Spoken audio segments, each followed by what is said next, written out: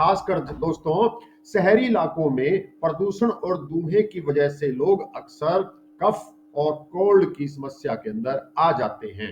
हालांकि दोस्तों खांसी के इलाज के लिए, कफ के इलाज के लिए बाजार में बहुत ही आधुनिक चिकित्सा उपलब्ध है, लेकिन आयुर्वेद के अंदर, आपके रसोई घर के अंदर कुछ ऐसी चीजें हैं, कुछ ऐसी जड़ी बूटियां हैं आपके रसोई घर के मसालों के अंदर जो खांसी के उपचार करने में सहायता करती हैं। आयुर्वेद में उपयोग होने वाली जड़ी बूटियां खांसी को प्राकृतिक रूप से स्वस्थ करती हैं, बल्कि शरीर को निरोग भी बनाती हैं और कोई नुकसान भी नहीं होता। तो आइए हम ऐसी आयुर्वेदिक औषधियों के बारे में आपसे अपने विचार साझा करते हैं।